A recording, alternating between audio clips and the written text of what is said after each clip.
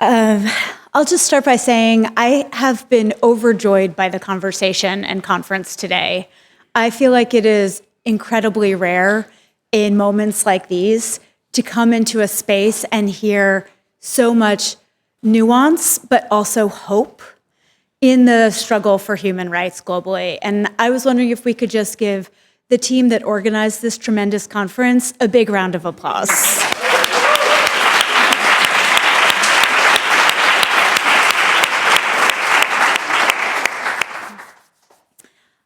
This is my first real visit to Iceland.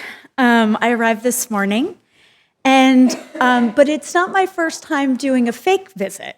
When I was a grad student in the UK, I would fly Iceland Air because it was the most affordable option. And I would send my parents postcards from the airport so I could pretend that I'd visited Iceland. I never actually left the airport. So now that I've left the airport, I can definitively say your country is very cool. I want to thank the University of Iceland Peace Center, the United Nations Association of Iceland, and the Ministry of Foreign Affairs of Iceland for creating this vitally important conference. A partnership between a government ministry, an academic institution, and a mechanism committed to multilateralism is a model that we should emulate. I'm based in the US, and when I told my friends and colleagues that I was going to speak at a conference with this configuration of leadership making the conversation happen, people said, could you imagine if we had a conference like this organized by the State Department in the United States today? And I said I didn't want to imagine it. I especially want to thank David Sigurdís and Ambassador Sigurdís Ellertsdóttir for their friendship and for making this invitation possible.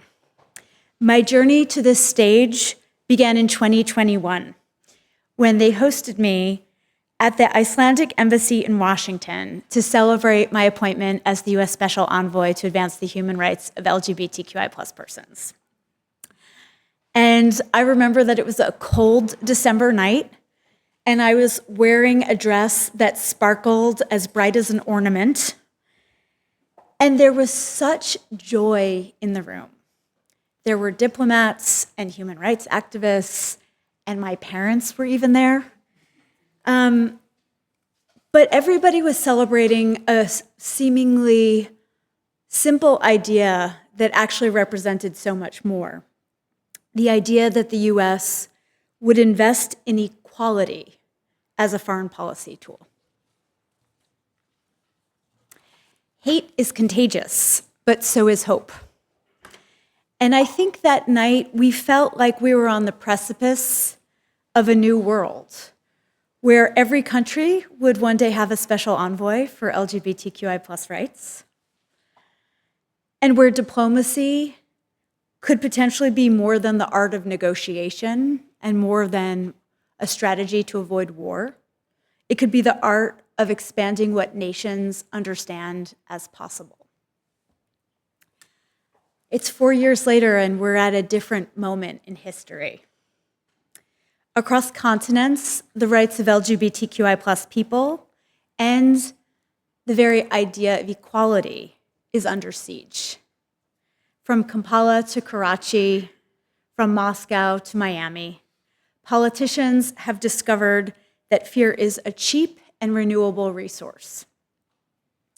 They cloak repression in the language of tradition, claiming to defend so-called family, even as they destroy real families. And yet, as history reminds us, the louder the call to turn back the clock, the clearer the evidence that progress is advancing. So I want to talk about this complex picture that we find ourselves in. What is the state of the world for LGBTQI+ rights? A little bit about what's happening in my country right now, and an argument to you about where Iceland fits into this broader global narrative. And I'm hoping we can have a rich conversation afterwards. So today, more than 60 nations still criminalize homosexuality. 11 countries impose the death penalty. And in September, Burkina Faso's transitional government joined them, criminalizing homosexuality with up to 5 years imprisonment. It is so important to emphasize these are not abstract statistics. These laws shape the lives of real people. One activist in Slovakia told me 2 days ago that after he came out, his neighbors, who he had lived alongside for decades, stopped making eye contact with him. He said to me, "That silence is a threat." It's not incidental, it's strategic. When authoritarians restrict love, they also restrict thought, association, and democracy itself. And despite these realities, only 39 cents out of every $100 of private foundation money goes to support LGBTQI equality around the world. Only 4 cents out of every $100 in government international development assistance goes to global LGBTQI+ rights. In those numbers, I hear crisis and I hear opportunity, because we could close that gap. In spite of the inadequate resources going into this category of human rights, there is resistance everywhere, and momentum is underway for LGBTQI+ equality. For example, Botswana and Namibia have decriminalized homosexuality in recent years, striking down colonial-era laws. In Nepal, passports recognize trans and non-binary people as they are, giving them a third gender option, or access to the categories of male and female based on the principle of self-determination. And Japan, just this month, announced more partnership benefits to same-sex couples, including in the vital category of disaster relief. I see each advance as a small revolution, proof that dignity, once awakened, does not sleep. So why does this matter? Because I argue LGBTQI rights are not a boutique cause. They are not just something cute to celebrate during Pride Month. They are not something to take lightly. They're a litmus test for every free society. A government that polices love will police dissent in any form. But a society that protects its LGBTQI+ citizens protects the very possibility of liberty for all. So let me talk a little bit about what's happening in the US right now. As the former US Special Envoy for LGBTQI rights, I was the first human rights expert to hold that role, and unfortunately, since that role no longer exists, I'm also the last Special Envoy for LGBTQI+ rights. And at its peak, there were only 5 of us who were Special Envoys for LGBTQI+ rights in the world. So we have a long way to go. And this means that I have seen how fragile progress can be. For example, in this year alone, according to the American Civil Liberties Union, more than 616 anti-LGBTQI+ bills have been introduced at all levels of government in the United States. Many of them are targeting LGBTQI young people, who are already among the most vulnerable. And a disproportionate number of them are targeting trans and non-binary kids. At the same time, there's a broader attack on human rights and independent and accountability in the United States. So last night I got on my flight and I looked at the news to catch the last minute headlines, and I read that New York State's Attorney General had just been indicted in trumped up charges by the president. So dissent is also under attack in the United States. I wish I was just telling you something so that you would have a better abstract understanding of what's happening in the US, but what happens in Washington, unfortunately, doesn't stay in Washington. And there's that saying that when the US sneezes, the world catches a cold. I don't think the United States has ever been perfect on human rights. No country ever has been. But when the US withdraws its support for human rights and democracy, autocrats rejoice. And around the world, they point to the US's regression and say, see, even the US is turning back.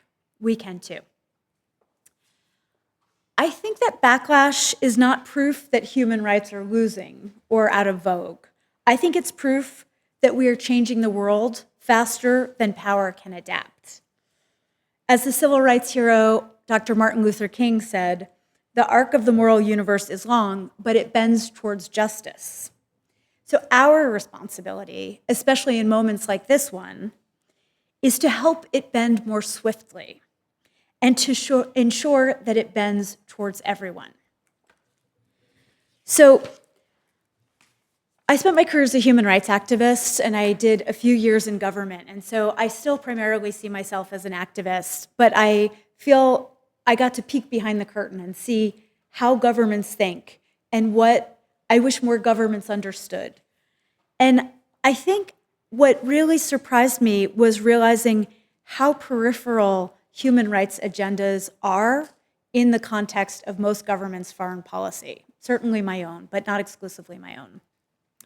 And what I realized is that if we want to have human rights be taken more seriously, and certainly LGBTQI rights seen as valuable, we have to do better at making the arguments that LGBTQI issues, gender equality, racial justice, disability rights, and so on, are connected to the core interests and priorities of government. So that's sort of the meta argument, but in the specific case of LGBTQI rights, here's an argument that I increasingly made when I was in government to try to persuade those who were fence sitters, whether within my own government or others. LGBTQI equality strengthens the very systems that hold societies together. Where equality grows, so do economies, innovation, and public health. The data is clear. Inclusion drives prosperity and stability. Countries that create opportunity, education, and safety for all consistently are safer, wealthier, and happier. But the deeper truth is moral and not just mathematical. And I think it's important that we occupy, without apology, the moral arguments as well. Those of us who have lived through exclusion carry a kind of hard-won wisdom. We know how to build solidarity across difference. And that experience, born of struggle, is not marginal to democracy. I think it's the heartbeat of democracy. Defending LGBTQI+ rights, then, is not a favor to a certain category of person. It's an investment in societies that withstand fear because they're built on truth. So that brings me to Iceland. I have a cherished memory of working with Sigurdís and David when Iceland's former foreign minister signed a historic pledge to something called the Global Equality Fund. And the Global Equality Fund was a partnership with the US Department of State, uniting governments and private philanthropy to counter violence and discrimination against LGBTQI persons on the front lines of injustice worldwide. And that year, Iceland doubled its contribution to the Global Equality Fund. I wish I could say it was billions of dollars. It wasn't. But in a resource-constrained space, doubling a contribution has a lot of value. And Iceland took that decision quite tactically. It was a tactical decision designed to support LGBTQI+ equality, yes. But it was also a decision taken to inspire other donors, other governments and private sector donors. And I could tell you, as someone who went out and talked to other donors, I would be like, you know what, Iceland's doing it. It was the sort of power of example that inspires others. There was something else that was really important about that contribution. It helped anchor the Global Equality Fund within the US State Department. So it was an example of a small country planting a seed in a large one to help an entire forest grow. Unfortunately, we didn't know that the Trump administration was going to dismantle the fund this year. And that was quite heartbreaking because it was a bipartisan mechanism that had supported LGBTQI+ people in some of the world's most dangerous places since 2011. And I want to be clear, the impact of dismantling the Global Equality Fund was immediate and devastating. The executive orders that justified its dismantling falsely equated gender equality and LGBTQI+ work with so-called ideology instead of justice. And it halted nearly all US federal funding for global LGBTQI+ rights. But here's where Iceland comes in. Your government found a creative way to honor its original pledge, and those funds were reprogrammed at the exact moment that the global LGBTQI+ movement needed it most. This ability was deliberate, and it was made possible because of policy, deliberate policy. It was the result of human rights mainstreaming of the development cooperation strategy approved by Parliament. This mattered enormously. The scapegoating of LGBTQI+ people around the world is rising at the exact moment when political and financial support is decreasing. And to just put that into context for you, the US is just one example, had been funding around 1/3 of the global LGBTQI+ movement. And it keeps me up at night because the withdrawal of funding on that scale has the potential to set the global LGBTQI+ movement back by decades. So in that context, I want to say thank you to Iceland, to all of you. And of course, this support doesn't happen in a vacuum. It's part of a larger policy framework that's been influential for so many of us. For example, championing human rights at the Human Rights Council of the United Nations. For example, investing in civil society and trusting civil society, including where it's dangerous, as we heard on the last panel. For example, electing one of the world's first openly lesbian heads of government. I'm trying to think of how many openly lesbian heads of government there have been. I don't think it's a very long list. For example, making gender equality a cornerstone of your foreign policy. In doing so, Iceland has done something extraordinary. You have steadied the compass when great powers have lost their way. And that's not to obscure the work that I'm sure there is still incomplete here at home in your country. But it is to say, especially in moments like this one, domestic and foreign policy are two sides of the same coin. And Iceland has a disproportionate contribution on the world stage when it comes to these categories of exclusion and opportunity. So I'm going to draw to a close. And I'm going to cite my first favorite from Iceland, Björk. And as Björk once said, I find it so amazing when people tell me I'm brave. I'm not brave. I just have the nerve to be myself. That is what this moment demands of all of us, the nerve to be ourselves and the courage to defend one another. We are living through what some have called democratic fatigue, where cynicism poses as sophistication, hope is seen as naivete, but I don't think hope is naive. I think hope is disciplined imagination, the conviction that freedom can and must prevail. The movements that changed the world, the abolition of slavery, suffrage for women and racial minorities, decolonization, LGBTQI+ equality, all began with people who refused to accept that reality must remain as it is. And our task today is to continue that lineage, to make possibility irresistible. So I'm going to leave you with 4 asks. First, to you as citizens of Iceland and to all of your friends and family and neighbors and everyone you see, please keep pairing your moral clarity with political and financial commitments to global LGBTQI equality. Your values literally ripple across oceans, and today your contributions have outsized significance.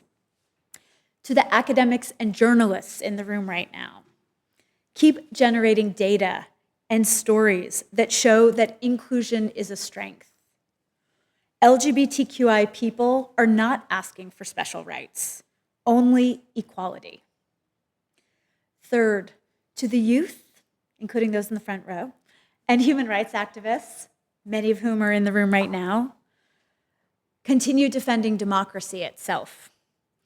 Right now in the US, human rights organizations are removing the names of their staff from their websites and deleting their organizational addresses for fear of doxing and attacks. So please keep fighting for those who cannot.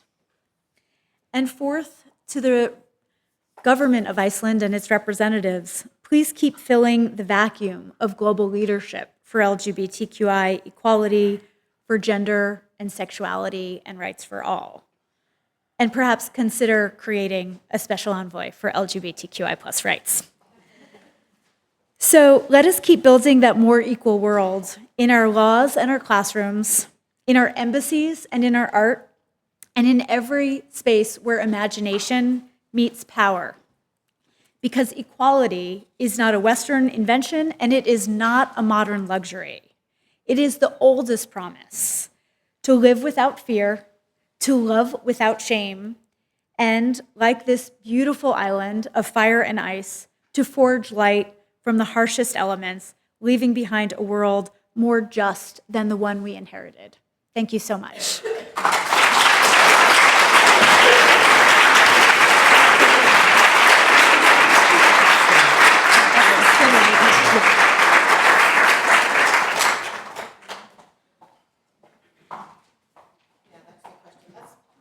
I think this makes sense.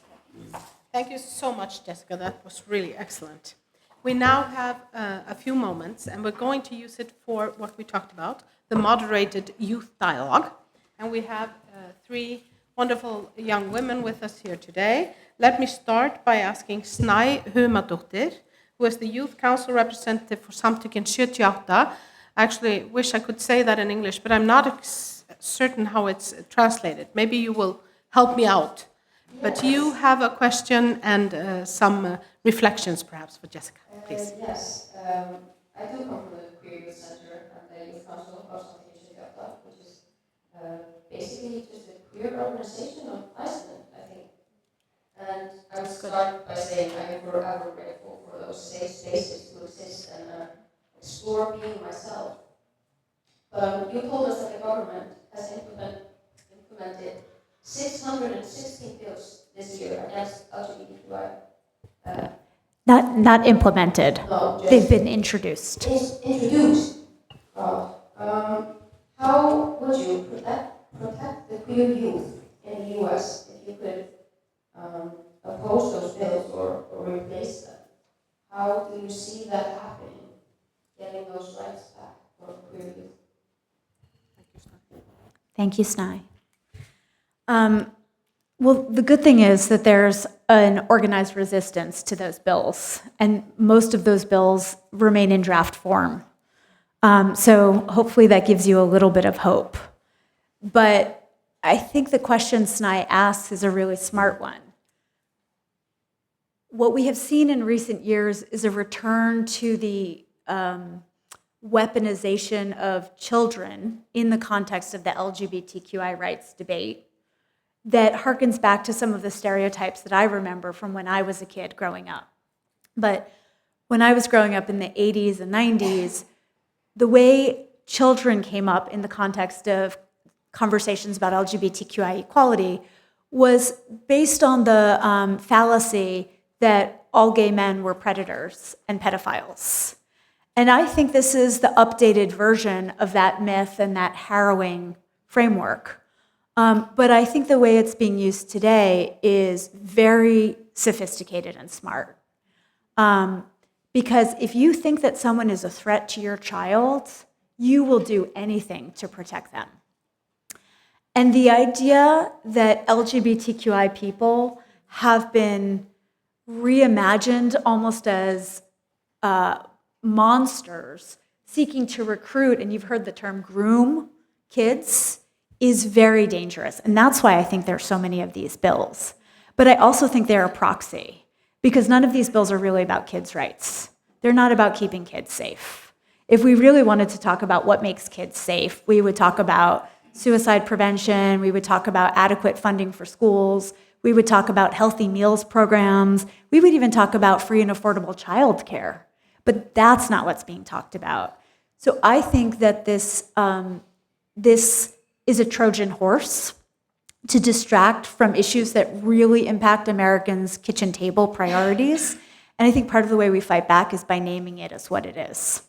And I will just say, one of the best ways we fight back is not only by having queer youth speak for themselves, like the amazing models in the front row, but also having parents and grandparents and aunts and uncles and siblings speak out, because they're allies are some of our best advocates.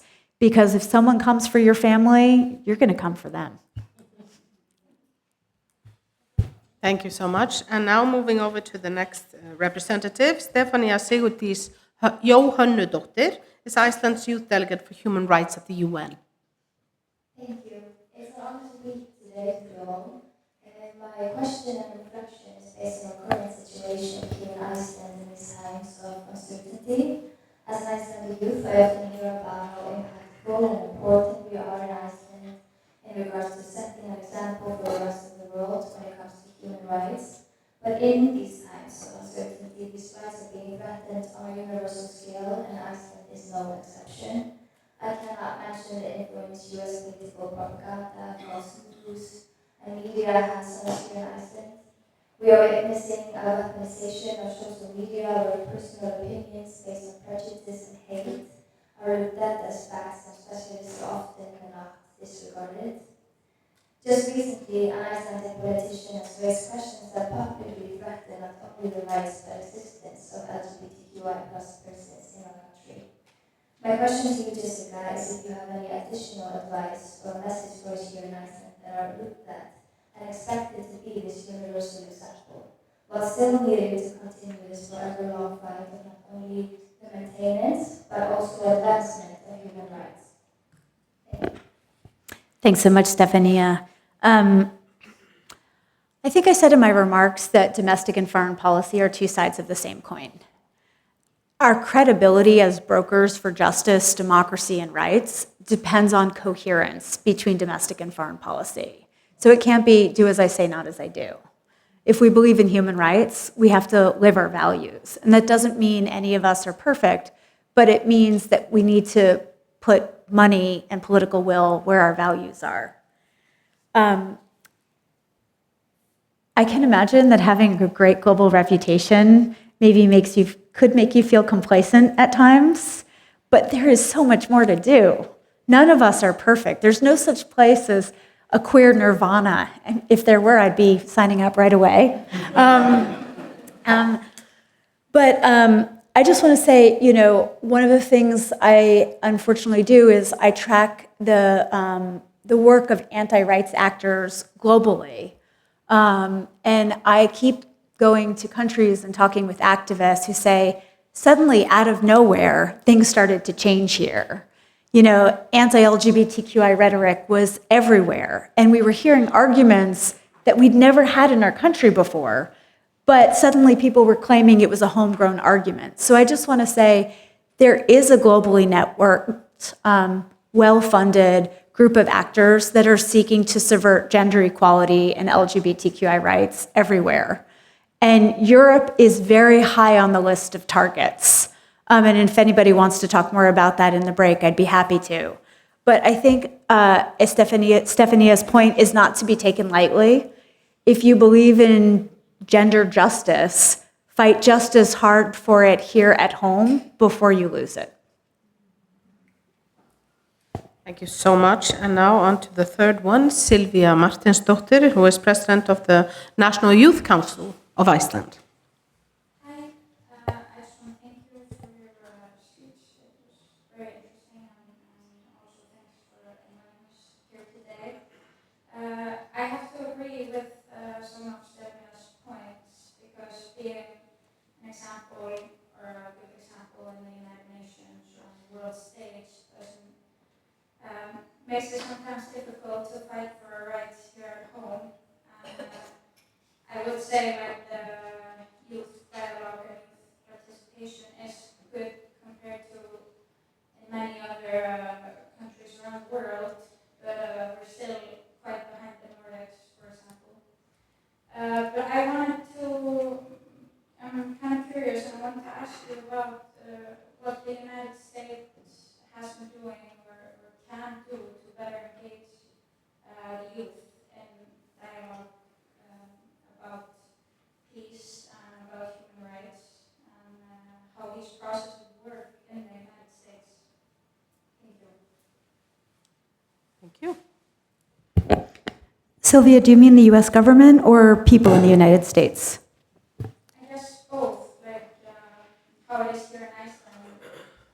Us at the National Youth Organization, we have a lot of partnerships. We are in partnership with the Ministry of Foreign Affairs and other ministries as well as the UN organization here in Iceland. So I guess it's encouraged all around, and all these partnerships help strengthen the voice and encourage the youth to speak out and be involved in important dialogue that affects our futures. Well, that's a great question.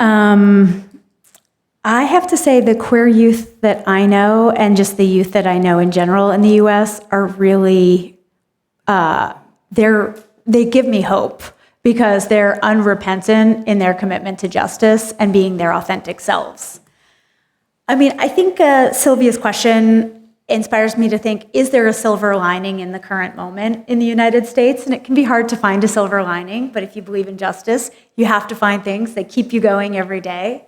And the silver lining that I hope links to Sylvia's question, which is there's been this myth of American exceptionalism. And there's lots of reason for that, including, our country is so large that you can be completely consumed by events happening within our borders and forget that we're a part of a global community and what happens around the world also impacts us at home. I think in this moment, we're seeing a lot of US-based human rights activists, young people, et cetera, just reaching out around the world, curious about what's happened in other countries, how others have fought back, what good strategies are, what are best practices we can use at home. And so I think in the long term, that actually could create a better world. Thank you so much, and especially to the three young ladies here in the front row. We should always have the youth in the front row, that's what I say. Thank you so much.